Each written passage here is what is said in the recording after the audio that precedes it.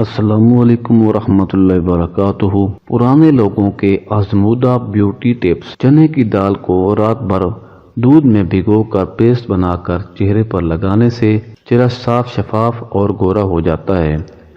Join اور سونف کے پانی میں لیموں کا رس نچوڑ کر پینے سے بڑھا ہوا پیٹ کم ہو جاتا ہے۔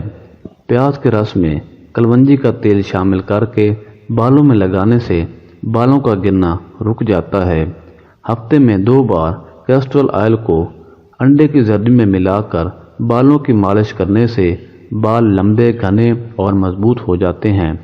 بیکنگ سوڈا، لیموں کا رس اور چاول کا آٹا ملا کر گردن پر مساج کرنے سے گردن کا کالا پن دور ہو جاتا ہے۔